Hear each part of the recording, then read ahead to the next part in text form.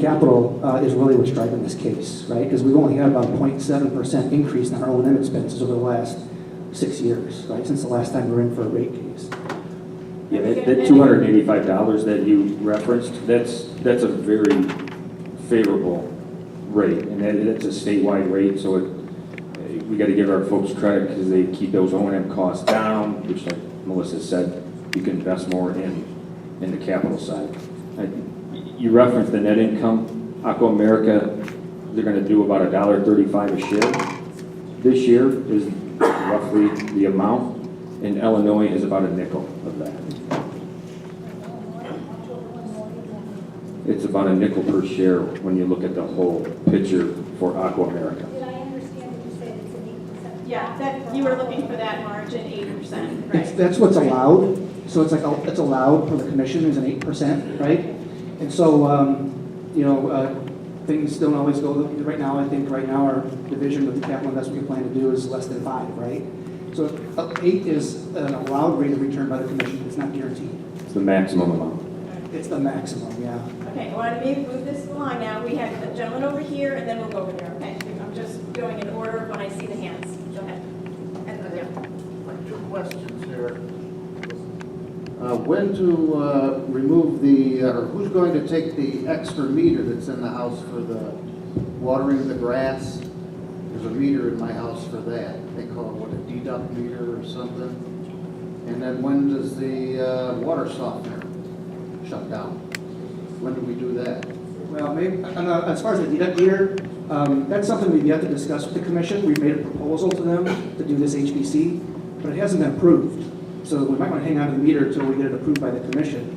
But at the end of the day, once that's done, then a ruling will come out. We'll either get this system or we won't. And if we don't, we'll want the second meter because obviously it would pay off because it would take long when you're based on water usage. If you water it all for it to pay for itself, right? And so that's just something we have to wait and see. And now they might change this, right? They might have a different view on it, the Commerce Commission, because there's no other regulated water utility in the state like Aqua that has it. We're proposing it for the first time. But I want to make sure we answer your question then. Are you saying that if it does go through, then would be going out and taking the meter? Who's going to take the meter out? If it goes through. Yeah, and so I think in that perspective there, that's something, unless there's a commission order that orders us to, that would be a cost that would be incurred by all the other customers to take out a meter that an individual decided to put in on their own because it made financial sense, right? And so we would look to that customer to remove it at that time or keep it and keep billing billed separate.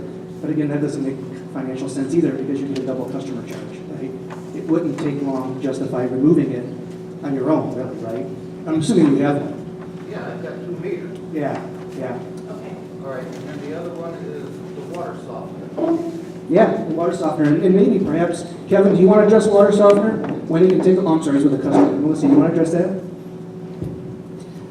We're going to, I believe this is a handout you have in front of you also. There's a handout that has kind of questions and answers on it. So when we deliver the softened water to University Park, you will be notified. So we actually have Water Smart Alerts. So everybody please sign up for Water Smart Alerts. It is incredibly important. So if you call our customer service number, they can register for you that. We need to have an accurate phone number for all of our customers. And that way, once we deliver the softened water, we'll make that phone call to you. We'll let you know. And then we will also do an insert in your bill to let you know that it's being delivered to your home. Now you may want to wait a little bit. I might wait a month or two and then kind of bypass it. So you can disconnect that softener at that time, probably bypass it, and you'll have to make that determination. Do you want to keep it hooked up or do you want to disconnect it? Like I said, my recommendation is not to have it hooked up. There's a lot of issues that come with water softeners. They can run, so a lot of high consumption is because your water softener is constantly running when it should not be. And you mentioned the cost of salt too as well. Correct. You could eliminate, right? We're going to go over here and then back to you.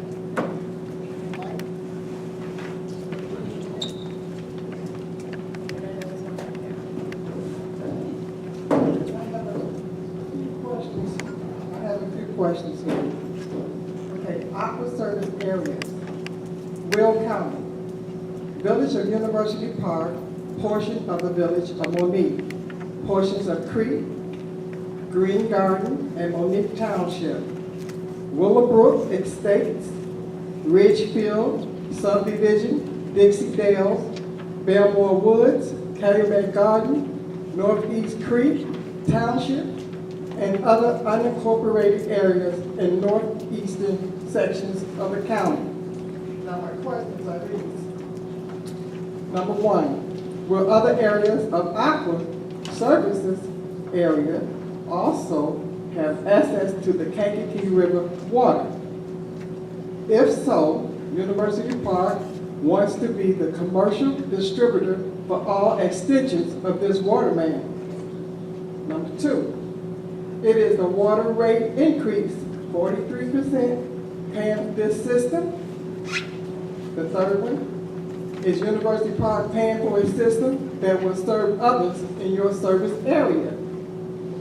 We believe that Aqua, Illinois has developed a system that is designed to serve an entire service area, the ones I just read, but that will be paid for by the citizens of University Park. University Park is a waterworks and sanitary service district and is capable of managing and administrating water distribution within the Aqua, Illinois Will County service area. University Park rejects the current proposal and would ask the ICC to delay approval of this plan, test and propose until a more reasonable arrangement can be worked out. Now, let me see if I can answer those. If I miss one, let me know, okay? Okay, So, don't forget all the areas I named. yeah, so Willowbrook and areas east of Creek are not included, okay? No, it's too far to run another pipe because it's costing us $20 million out of pipe just from Mantino to University Park. It probably costs us another $20 million to run it to Willowbrook, right? Okay, so all the other towns that I named, are any of those going to there? So University Park, we have little sections of Moni like around the interchange, which are really Moni address, but they're adjacent to the University Park Industrial Park, right? So somebody driving by would never know that they went from Moni to University Park. But yes, there is portions of Moni, very small portions. There are a few customers that have a Crete address, very few. They're folks that are just outside, maybe had a Crete address before it became part of University Park, right? There's not too many, although I looked through the list. Green Garden Township, there are several customers out there. I think like 300 customers, but it's all one system. It's Aqua's system serving a regional basis. It's a regional system, right? And so while it does serve University Park, we're proud to serve University Park, it is a regional system that serves all of our customers, and they're all really treated equally. As far as the rate goes and the investment in University Park, right, the investment we're doing is paid for back through rates. But while this water is only being served here, there are customers throughout the entire state paying for a pipeline to service University Park customers with softened water. University Park paying to be a service? A portion of this project, Why right? should we in University Park pay for any of those things? Why don't they bring the money back to University Park and let us have a smaller rate? Well, I think Melissa demonstrated that even if we did it at our lowest cost, right? We're buying pipe for a fraction of what University Park could. We're buying materials. We're getting these projects done. A $20 million project. Keith, you look at the unit costs and everything else. It would probably cost you $30 million to do the same project we're doing for 20, right? The other $10 million of investment is in other projects throughout the community. So I think if you really looked at it, you dug down into it, you'd find that it wouldn't be really a really good economic prospect for the village because we get such an efficiency of scale of building, it's still costing us $20 million to bring this pipe here, right? And it's only because we can buy that at a low cost as materials and install them at a lower rate that it was ruled the most efficient and most cost-effective approach by the ICC. If I water bill now is $100 a month, and I'm gonna go up 43%, it's gonna be $143. And I've got all these other people that's gonna come to University Park distributing station to get their water. Why can't we in University Park have lower rates? Liz, if you get the type of growth you're talking about and people are coming to University Park because they want the water, then our plan would have worked for all of us, right? You'd have growth here, you'd be spreading not only your cost of your water system, but you'd be spreading your tax burden, you'd be doing all the things the municipality dreams of doing, right? If that happens, that would be the best thing ever. But I think if you look at the slide that Melissa presented earlier, where it talked about the cost, all the communities that have the high quality, Lake Michigan or other source of water like the Kankakee River, they all pay about the same, right? Park Forest is actually higher than ours. Actually higher. Park Forest bill is actually higher than ours. Very excellent quality water. Last year, we competed with them for the best tasting water in the south suburbs, right? It's excellent. But it comes at a cost. In order to have that type of treatment, in order to convey it here, there is a cost. Now, the part about this is that you'll pay no more than the folks in Kankakee are paying because it's the same water. And that's our proposal. Our proposal to the commission is these folks are going to get the good softened water from Kankakee, the treated and filtered water. And we're asking that they pay no more than the folks in Kankakee, even though the cost to bring it here is more than it is in Kankakee. And it is more on a unit basis. And so while we have no problem doing that, there may be other people throughout the state that see it differently and ask the question, why are you going to invest $20 million in University Park but only recover back 2/3 of it through rates? Why should I, as another community, have to absorb that cost? Now, that's a question we'll have to answer, but we're prepared to do that because we know for quite a long time we wanted a better quality water. We're bringing it to you. I do want to, it's a wonderful question. Remember, one of the things we'll do with every one of these questions, we're going to develop answers in writing so we can pass them back. But I would like to try to give some of these other folks a chance. Let me add something to her concern about the consolidated rates. I'll throw some numbers out there and it'll help the story about University Park and how much their investment is per customer versus the rest of the state. So Melissa mentioned earlier about a $30 million investment in the last 6 years. That brings the total investment in University Park up to about $40 million. 2,500 water customers, 2,500 sewer customers, so there's about 5,000 total customers between the two systems. Divide that into the 40 million, and you got about an $8,000 investment per customer. Statewide, by the time we come out of this rate case, our systems are going to be worth a total of $270 million. Okay, we have 75,000 customers statewide, and if you divide that into the 270, you're at about 3,600 a customer. So the 3,600 a customer compared to the 8,000 investment that we have here in University Park tells you your rates could almost double compared to if you were standalone. That's why you're definitely benefiting from being consolidated with Kankakee and Vermilion and the rest of the state. You're just seeing the impact now because you're standalone. You're by yourself on a water and sewer rate at this point in time. Consolidations bring you up to everybody else, and you're going to benefit long term by being with that consolidated divisions. Oh, thanks for the added. One quick thing. Another Another way waiting patiently. I know. One other way to put it is for the same rate, University Park per customer has twice as much investment in your system than anywhere else in the state.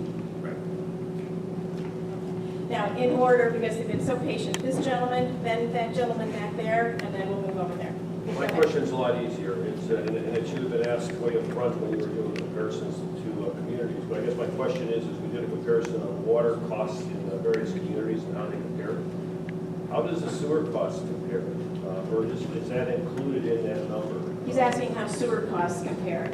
Yeah, sewer is a little bit tougher because as you go north and you go around, there's other entities that do it through their tax subsidization, right? They do their tax bills. Like if you go to MWRD or go to points north of here, it's not all reflected on their sewer bill. And I guess further, to expand on that, the story I like to tell is I live in Manteno, right? Manteno has their own municipal sewer system, and I pay about $75 to $85 a month for my sewer, right? But the village of Bradley is right next door, and the people pay about $13, right? And so it's really not reflective of the cost. It's just reflective of the cost they choose to send through the rates. Some towns send more costs under a true enterprise fund format, and others do not, right? And so I would love to be able to do a comparison. It's really difficult to do on sewer.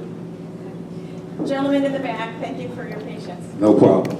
Good evening. My question, I have two questions, if that's okay.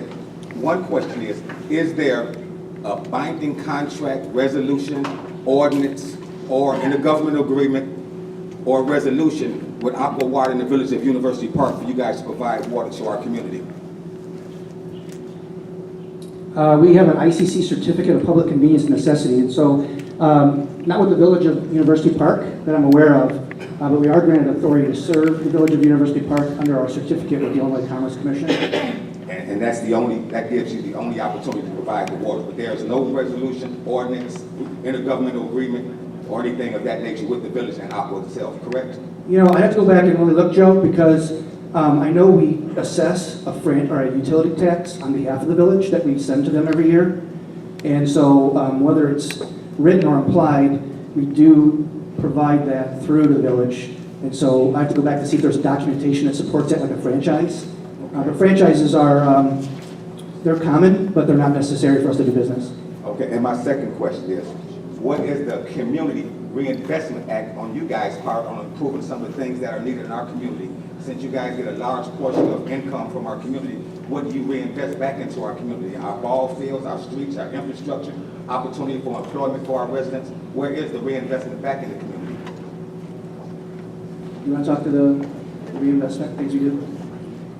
So I know some of the things we've done in the past. I know I donate every year to, it's a scholarship fund for University Park, so we've done that.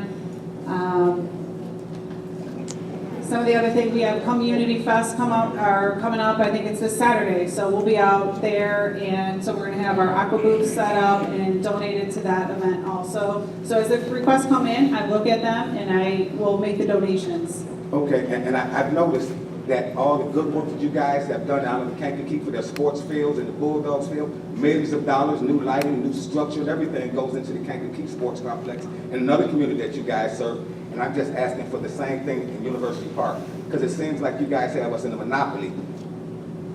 Hey, Joe, and I just want to make one clarification on that, because I've heard that at a village board meeting one time. We never did a sports field, we never did lighting and everything else. We donated the boring of the service line, about a 500-foot piece of copper that cost about $700 for the city of Kankakee Park District, right? So yeah, we did that, and we'd love to be able to do things like that here, right? We just got to have people request them, right? People talk to us about it, and I think that's great. I do know what we do for contributions for Community Fest and things that are around, and I'm very confident saying that what we do in University Park is representative of what we do elsewhere. We're not shy about wanting to participate. Melissa's coming for the Community Fest. So to Melissa then? if Yeah, there- absolutely. Okay, Yeah, that's and I some get- ideas. Anytime I get a donation request or people ask me, those come through me, so I look at all those. There was a hand right over here. Thank you, sir. By the way. There was, yes, right back there, ma'am, yes. Yes, ma'am.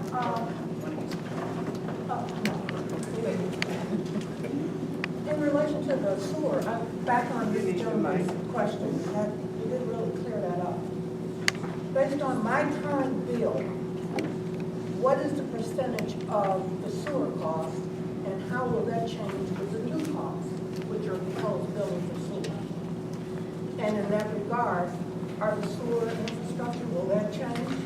Or are we only talking about water pipelines? Did you hear that first part? It was what, if I heard, what percentage of your bill Of now my is bill now sewer? is for sewer, Okay, let's start as with that. compared to the new billing. Yeah, so I don't know how much you use, how much your usage is in that.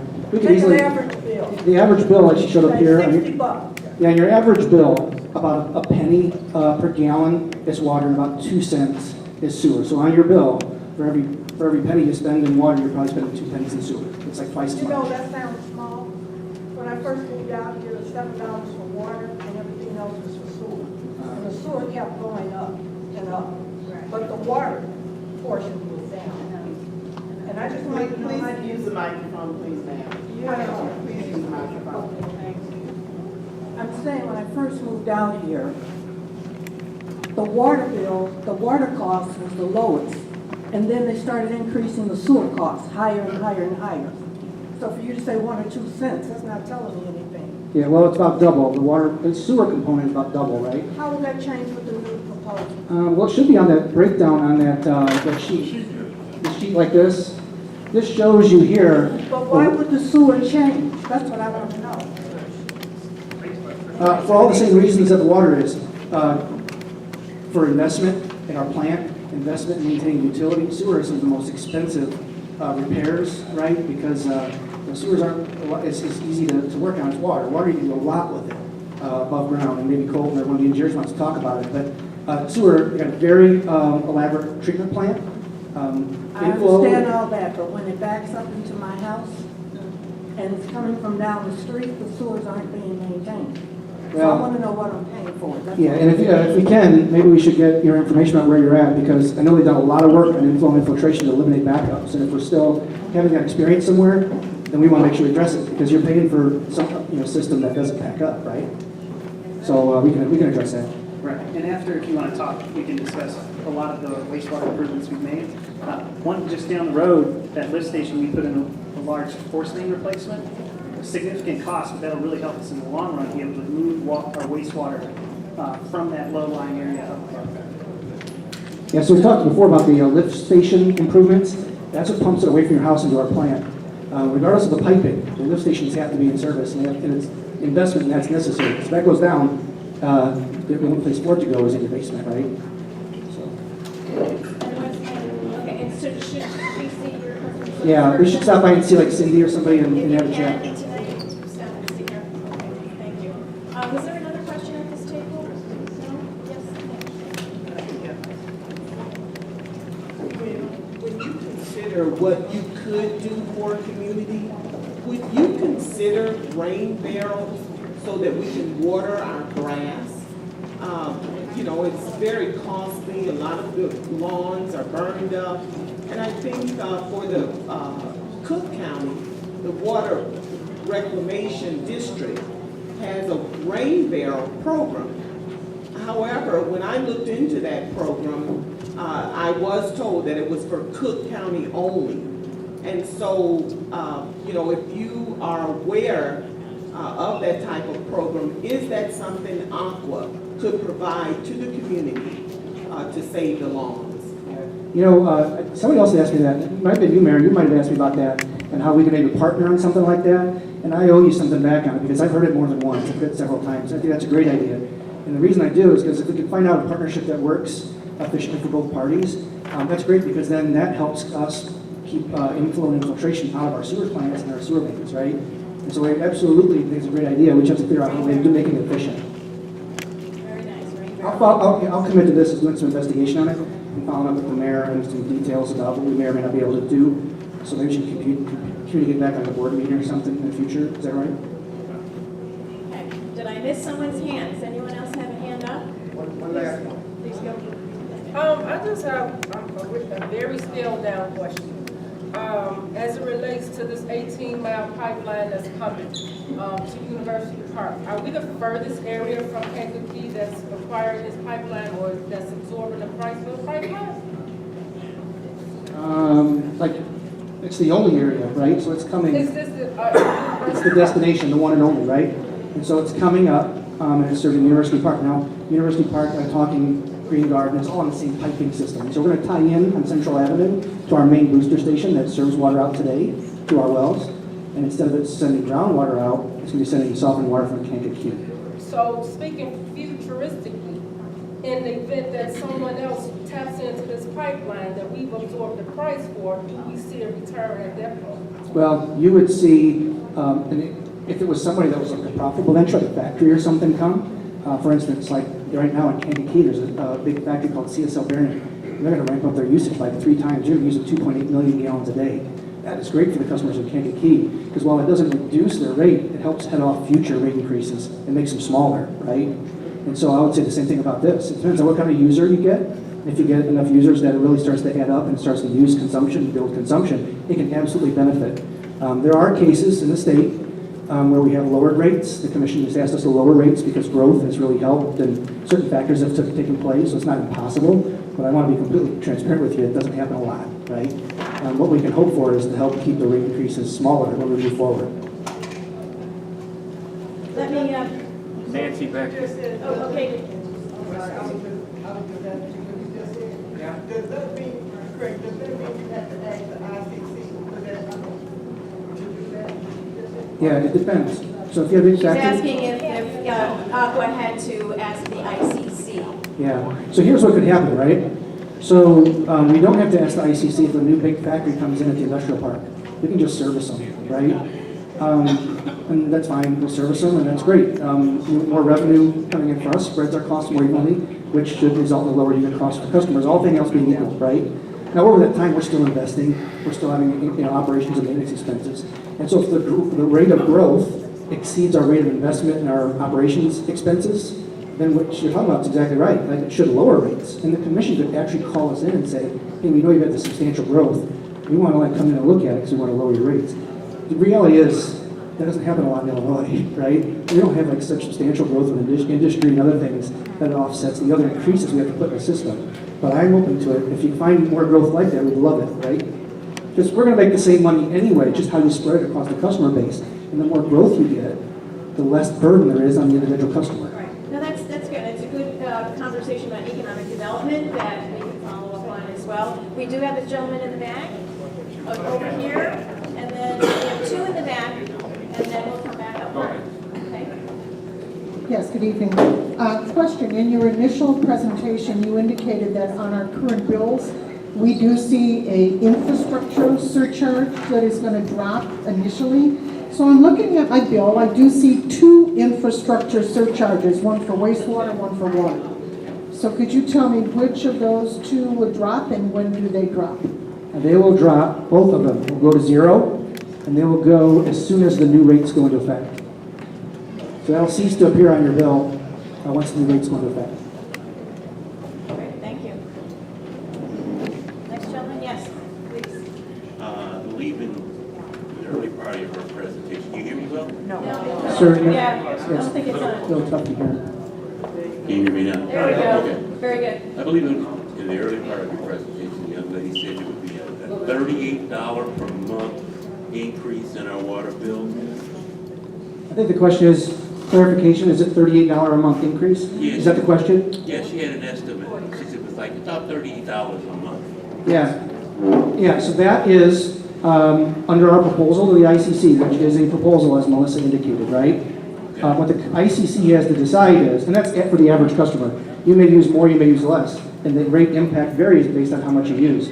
If you use less, like I think she said, it's like less than $20 a month was the increase. And if you use more, it could be more, right? But that's one of the things the ICC has to consider. They have to consider, is this rate increase prudent and reasonable, right? Now that's sometimes in this room in the eye of the beholder, right? But what they're going to look at is, they're going to look at it and say, was this investment in this new softened source of supply, and is the allocation of the costs appropriate? Now, we filed a case based on the fact that we believe it is appropriate because customers here are going to the full consolidated rate across the state, which unfortunately will be subsidized by other customers, right? So the answer is yes, it's $38 if the commission would approve in full our request, and you use 4,500 gallons per month. So it's just an example, so you'd have to look at your actual usage. Yeah. We're going to take one more question here, and then right up front.